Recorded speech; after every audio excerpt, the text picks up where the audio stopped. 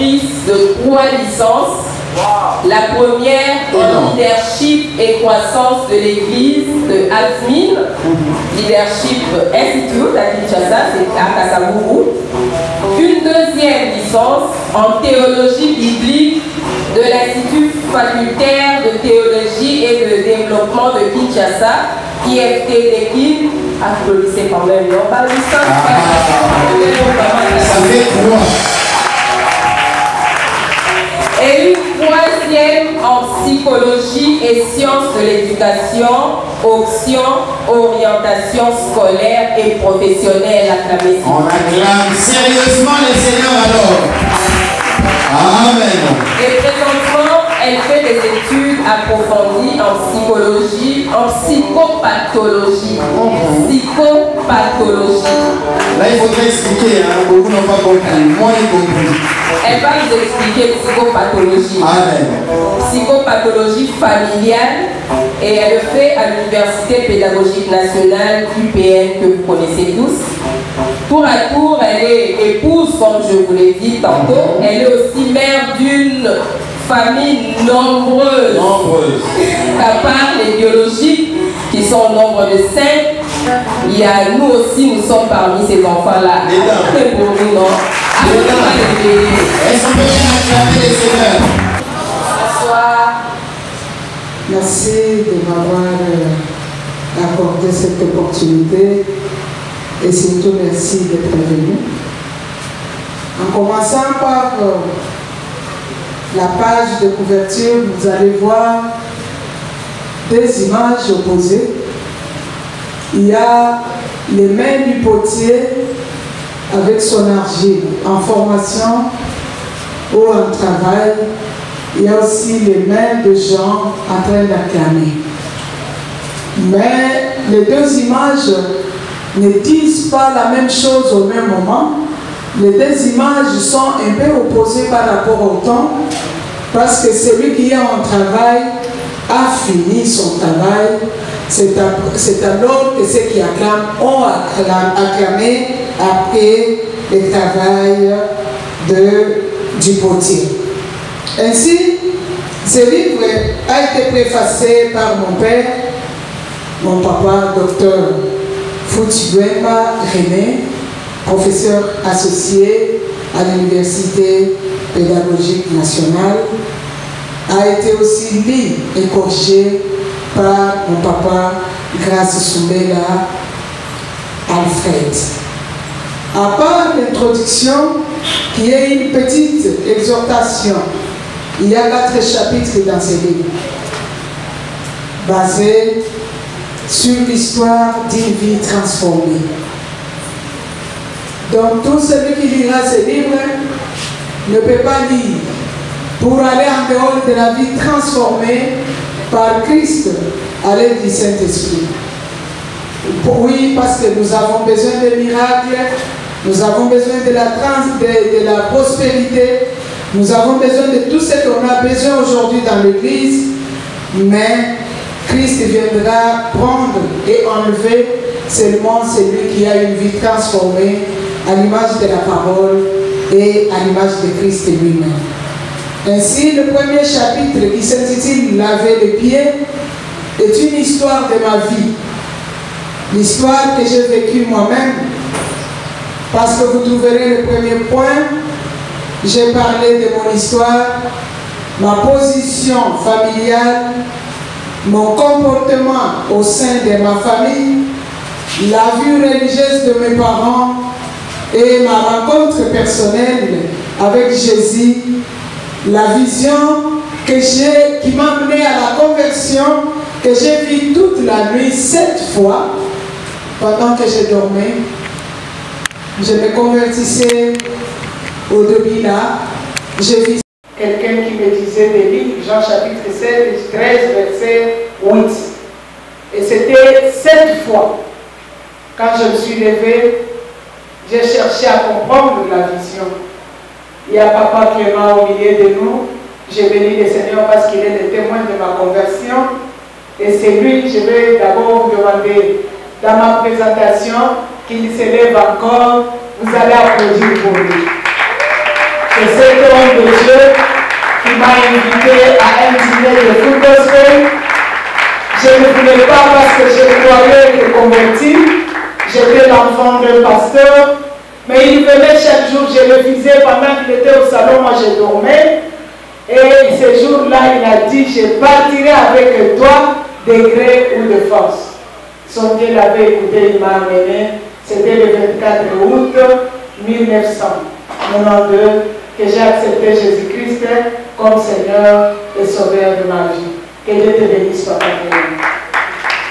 Et quand j'avais eu cette vision-là, comme je l'ai dit dans mes livres, j'ai parlé à Papa Clément. Il m'a amené chercher des gens qui pouvaient me donner l'explication. On n'en a pas trouvé. Mais un jour, il m'a amené chez un frère, appelé Frère Ngode. Je ne sais pas si Papa Clément a oublié Frère Ngode. C'est lui qui m'a dit que le Seigneur t'appelle. Il a besoin de toi. Il veut te laver les pieds. Il veut te changer. Il veut te transformer pour t'amener à diriger son peuple. Ainsi fait, je me suis laissé dans les mains du Seigneur. Vous trouverez dans les livres, je parle de la disposition du cœur et le respect des pas du maître. Ainsi, le respect des pas du maître m'avait poussé à comprendre l'intérêt pour lequel le Seigneur nous appelle. Pas seulement moi, mais tout enfant de Dieu qui s'est donné à la foi et que le Seigneur cherche pour l'œuvre de Dieu. C'est là où le chapitre 2 commence. Nous l'avons intitulé l'intérêt de Dieu pour l'homme. L'homme qu'il a choisi, l'homme qu'il a appelé. Ici, nous avons parlé du plan de Dieu pour chacun de nous. Dieu a un plan pour chacun de nous. Nous avons parlé de la nécessité d'entrer dans l'atelier. Parce que si on ne comprend pas la nécessité de se laisser l'atelier, ici nous l'avons présenté comme la présence de Dieu, comme le travail que Dieu doit faire en nous avant de travailler avec nous. Dieu doit d'abord travailler en nous, nous changer, nous donner la forme, une forme que nous devons aussi donner aux autres, parce que la Bible dit qu'on donne que ce qu'on a. Ainsi, nous avons encore parlé de la vie pour l'intérêt de Dieu aussi, de la réponse à l'appel, de la bonne manière d'être d'un chrétien et le fait de vivre dans le christianisme, un christianisme réel, un christianisme convaincant, un christianisme de transformation de vie à l'image de Christ. C'est ça notre objectif. Nous avons aussi parlé de la prise de conscience de la personne qui est dans l'atelier ou qui entre dans l'atelier. Et quand on entre dans l'atelier, le tour est là pour que nous puissions nous laisser sur le tour et avoir la forme. Il y a aussi le problème du choix d'être sauvé. On doit avoir aussi le choix d'être sauvé nous-mêmes, malgré l'atelier, pour le service, pour l'œuvre de Dieu. Mais nous devons nous laisser aussi dans l'atelier, chercher à avoir le choix d'être sauvés nous-mêmes avant de prêcher aux autres. Il y a le problème de la responsabilité que nous avons décortiqué et les témoignages, le deux basé sur la discipline personnelle. Ainsi, nous allons au troisième chapitre qui est maintenant intitulé le vase du potier et leur forme. Si vraiment je suis un vase du potier, je dois avoir la forme que le potier me donne, que le potier donne au vase. C'est ça le travail de l'atelier. Je ne peux pas être un enfant de Dieu avec la forme que ma famille m'a donnée, la forme que l'environnement m'a donnée, la forme que moi-même je me suis donnée, appelée en psychologie l'équation personnelle. Non. Ainsi, nous avons décortiqué ici qu'est-ce qu'est l'atelier. Nous l'avons expliqué en long et en large au troisième chapitre. Nous avons aussi parlé de la nécessité de l'atelier et de son importance. Pourquoi l'atelier? Qu'est-ce que l'atelier fait dans notre vie? Ainsi, nous sommes tombés sur les 4 types de personnalités décortiqués par le pasteur américain appelé Luthier, qui a donné les 4 personnalités de personnes que Dieu a créées, notamment la personne flegmatique qui suit tout mouvement, qui n'a pas une décision. Et s'il est comme ça en tant que serviteur enfant, en tant qu'enfant de Dieu, il sera emporté par tout vent de doctrine. Il y a aussi des personnes mélancoliques qui corrigent tout, qui voient des erreurs partout, qui voient des complications partout, qui ont l'œil de correction, on les appelle les encres correcteurs. S'il ne passe pas par l'atelier, l'encre correcteur ne peut pas vivre avec les gens, parce que tout le monde dira qu'il est mauvais, il corrige tout, il apporte des corrections partout, il sera mal vu. Et s'il entre dans l'atelier, il aura la forme du salut, il va comprendre les autres, il aura un changement lui-même et il va supporter les autres malgré les erreurs. Il y a aussi un autre caractère, des personnes sanguines, les gens brutales, les gens chauds, les gens compliqués. Quand tu joues, il aura un coup sur toi. De telles personnes, s'il est serviteur de Dieu ou il est enfant de Dieu, tout le monde autour de lui va fuir parce que sa réaction n'est pas pastorale, n'est pas quand même une réaction de berger, d'où il doit passer par l'atelier pour que le potier lui donne sur le tour une forme qu'il faut pour qu'il soit un bon berger et un bon enfant de Dieu. Enfin, il y a aussi la caractéristique des gens colériques.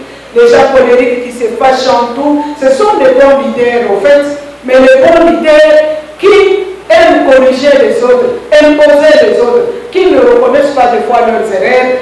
De telles personnes, s'ils ne passent pas dans l'atelier et s'il n'est pas assis sur le tour du potier pour avoir la forme, il sera quelqu'un de compliqué, même s'il commence l'être, quelque part tout va s'écrouler. Voilà pourquoi nous demandons à tout le monde d'accepter l'atelier, de se laisser sur le dos, de supporter le temps. Nous parlons de la durée, nous parlons du temps que nous allons faire dans l'atelier pour avoir la nouvelle forme.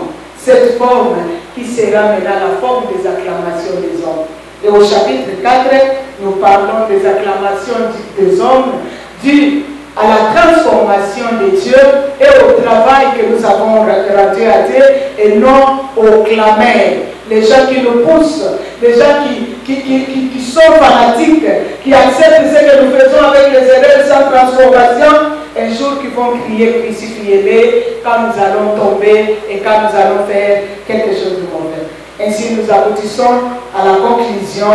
Voilà en bref les 4 chapitres et la petite conclusion qui font l'objet de notre livre que nous sommes en train de baptiser aujourd'hui. Je vous remercie. Merci beaucoup maman, merci pasteur. Est-ce qu'on peut acclamer? Est-ce qu'on peut bien acclamer les seigneurs? Je pense que l'exposé a été très clair. Académique, alors on doit respecter la règle qui voudrait qu'on baptise et après qu'on puisse passer à la promotion, à la vente promotionnelle. Voilà pourquoi nous avons pensé qu'il fallait que j'intervienne en ce moment. Bien aimés, ici nous sommes en train d'évoluer sur 2 terrains au même moment. Un terrain ecclésial et un terrain scientifique. La Bible nous dit que nous sommes sauvés pour servir. Nous avons pour mission d'annoncer les vertus de celui qui nous a appelés des ténèbres à son admirable lumière. Et ce service consiste en soi, comme l'a dit l'auteur, ce service consiste en une influence d'une vie sur une autre vie. Une vie transformée sur une vie non transformée en vue de l'amener à la transformation. De ce travail nécessite l'appui du maître. Mais l'oratrice nous a dit que le maître ne peut pas travailler avec nous s'il n'a pas au préalable travaillé en nous. Il doit d'abord travailler en nous, ensuite seulement il pourra travailler avec nous. Et le maître que nous servons ici, à qui nous faisons allusion, c'est Jésus-Christ. Jésus-Christ est pour une spiritualité balancée. D'un côté, il a formé ses disciples pendant 3 ans. Et de l'autre côté, il leur a demandé de prendre patience le temps qu'ils soient revêtus du Saint-Esprit. Aussi, disons-nous, qu'une onction sans formation est aussi dangereuse qu'une formation sans onction. La formation peut être formelle, la formation peut être informelle. Ici, nous parlons des enfants de Dieu. La formation formelle nous oblige d'aller dans une faculté ou dans un institut biblique pour y recevoir les outils nécessaires pour faire le travail de Dieu. Mais il y a aussi une possibilité d'une formation informelle, celle que les hommes et les femmes peuvent recevoir à travers les conférences, à travers les séminaires, les ateliers, les conventions, mais aussi à travers les lectures choisies. Dans le contexte qui est le nôtre, le contexte congolais, il y a deux défis majeurs à relever. Un, il y a très peu de gens qui lisent. Deux, il y a très peu de gens qui écrivent. On peut être licencié universitaire et passer toute une année sans avoir lu 100 pages écrites. C'est un vrai problème. Le deuxième défi, c'est qu'il y a très peu de gens qui écrivent. Pour 1001 raisons. Mais le plus essentiel, soit par la paresse, soit par l'égoïsme, on veut garder la lumière sous les boisseaux pour être la seule étoile qui brille au firmament, soit parce que certains sont limités à cause d'une faible formation, d'un faible niveau de formation. Mais notre auteur, Maman Lili Lajoie, a su relever avec brio ces défis. Elle ne parle pas d'une expérience théorique abstraite, mais elle parle d'une expérience personnelle avec Dieu, tout en restant constamment à l'écoute de la parole de Dieu, qui est notre norme de foi et de conduite. Aujourd'hui, c'est un grand privilège pour moi que de devoir présider le baptême de cet excellent ouvrage que j'ai eu l'honneur de lire et de préfacer. Un ouvrage d'une densité sémantique élevée, d'une richesse inouïe. Tous ceux qui ont eu l'occasion de lire cet ouvrage ont été frappés par sa profondeur, par la clarté des idées, par la pertinence des arguments. Je suis convaincu que même ceux qui ne sont pas reçus une formation formelle, en lisant cet ouvrage, auront un maître qui va les accompagner en vue des services excellents à notre Dieu. Donc cet ouvrage est une bénédiction, aussi bien pour la communauté ecclésiale que pour la communauté scientifique. Je m'en vais expliquer pourquoi je parle de l'importance de cet ouvrage dans le cadre des hommes des sciences. Pour ceux qui étudient le fait religieux, comme les sociologues, les anthropologues, les psychologues et d'autres, même ceux qui font les sciences des religions, ici, ils ont un ouvrage à partir duquel ils peuvent se faire une idée claire de comment se forment les serviteurs de Dieu dans ce pays. Au fait, pour ceux qui font les méthodes de recherche scientifique, ils verront que l'auteur a utilisé la méthode phénoménologique mise sur pied par Husserl, le philosophe allemand, qui voudrait que quelqu'un fasse une expérience concrète et qu'après, donc avant de faire l'expérience concrète, il met entre crochets ses expériences à lui, il entre dans le cercle où se vit un fait religieux qu'il veut comprendre, il va le vivre de l'intérieur et puis il va sortir, il va faire le compte rendu de son expérience vécue. Et après seulement, il peut terminer par une explication qui se voudra valide et crédible. Je crois que c'est ça. Maintenant, même pour les sociologues, les anthropologues, en lisant cet ouvrage, ils peuvent comprendre comment les hommes ordinaires sont-ils parvenus à un niveau des hommes et des femmes extraordinaires. Comment les hommes qui n'ont pas peut-être beaucoup étudié sont parvenus à traîner de foules immenses et à se faire respecter. Donc ça, c'est vraiment un outil de travail très important. Vous aurez compris autant que moi que cet ouvrage est vraiment une bénédiction pour la communauté ecclésiale, mais aussi pour la communauté des savants. Amen. Avec honneur, je baptise ces livres et proclame une longue vie à ces livres. Amen. Que partout il sera lu, qu'il apporte la lumière, chasse les ténèbres. Amen. Que cet ouvrage soit une bénédiction pour quiconque le lira dans un esprit d'humilité et de recueillement. Amen. Amen. Amen. Je vous prie de vous lever et nous allons prier.